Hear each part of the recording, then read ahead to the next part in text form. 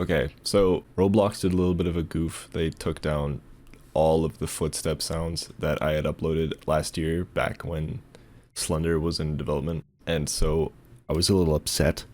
So I decided to re-upload it, and I was going to kind of re-announce the existence of it. There'll be a link to it, but this is Footstep module. It's something that I had worked on in 2020 as just kind of a content page for a bunch of footstep sounds. So if you want to know how to use this, I recommend just learning the basics of Studio, because I am not going to explain that myself. I'll just explain what this does, what it contains, and how you can use it. So I added a bunch of new sounds. Fortunately, audio uploading's free now, at the cost of like a monthly limit. Fortunately, my limit's 2,000. There was only like 200 or so audios. Everything's pretty much the same. There's a new carpet type of footsteps and a bunch of new ones. There's like bass and stuff. They're weird. And this kind of comes with a few different functions. It comes with get table from material, so just whatever material you feed into it, it just kind of returns the table of sound IDs, and then just a really generic get random sound function, which just picks a random sound from the sound ID table. And then there's a new one called create sound folder, which just kind of creates all of the sounds and it puts it into a folder that you choose. So I'll just kind of demonstrate right now. I'll make a new script. I'll just make it a server script just for demonstrational purposes, and we're going to want to make sure that we get a variable of the footstep module. I'm going to call it footstep instead of footstep 2022. When you require it, you'll then see all of the 3 functions, or if you want, you can just get the sound IDs themselves and you can see all of them right here. So for example, I'll just do create sound folder. Workspace is the first parameter because it's the parent, so what it'll be parented to. So we want it to be parented to the workspace. And you can see here when we start it up, it does indeed create it, creates it very organized, fully indexed and stuff, so it's all completely done for you.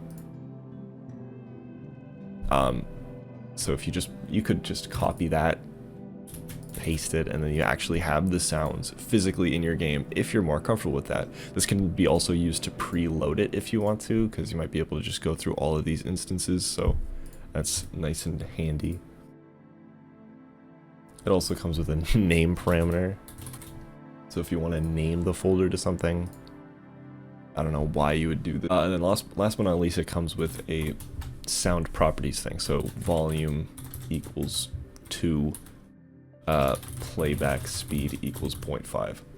And so what that'll do is it'll set all of the audios to that default parameter. Playback speed is 0.5. Yeah. So let's get to actual use case. I'm not going to explain how to set up the events to trigger the footstep sounds, but I can give a weakish example. So I'm just going to create a little button.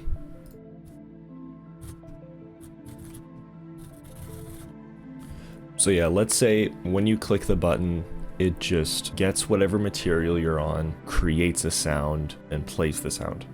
Just as a generic example. Just put a local script in the button. We're gonna want to get our module.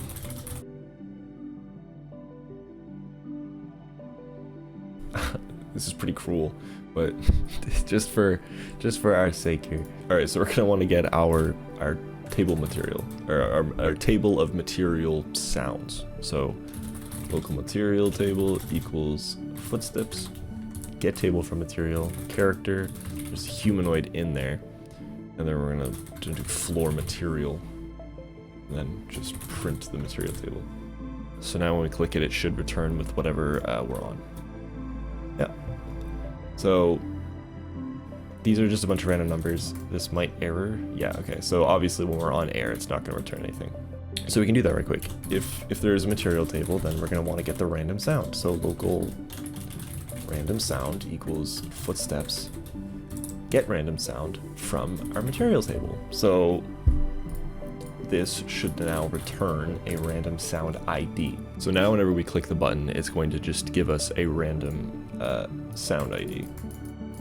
And you can probably see where we're going with this. As you can see, when we're in the air, it doesn't add any new ones. All right, now I'm going to quickly create a function to make the sound. So given our sound ID, so instance.new sound.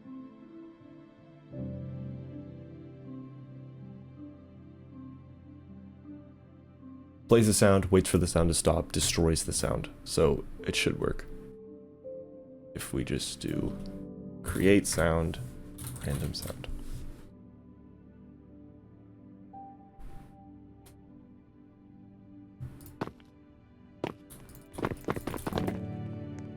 Yeah. So just to really show you how this can work, I'll just kind of create a quick little setup.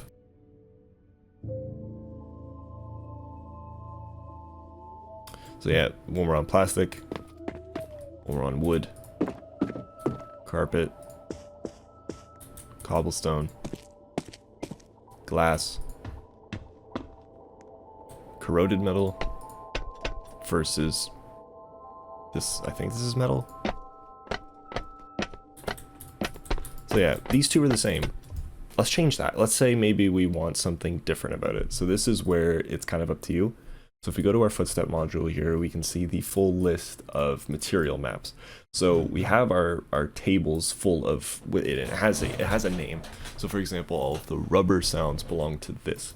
So what that means is that we can change which materials attach to which table. So for example, corroded metal and metal are the same.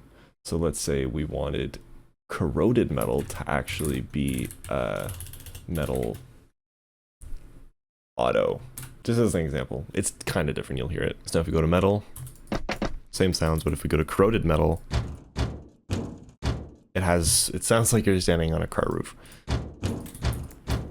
You could do a lot with this, because there's a lot too that aren't even used. For example, neon is actually attached to tile, just because that felt was right, but now there's a new base, one which isn't even used. Base isn't used by any of these materials. So let's say, let's see what that sounds like. I've never actually heard it yet.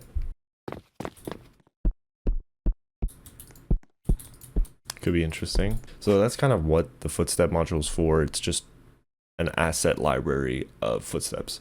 Maybe one day I'll turn this into a plugin so that you have a more visual reference, but I don't really have any plans on it. I'll put the link in the description if you guys want it. All up to you guys, so have fun. If someone would like to make a video to really show the detailed uses of this, that would mean the world to me. I use this in Slender, and I've used this in some new projects of mine, soon to be 3008 as well, so I'm really excited.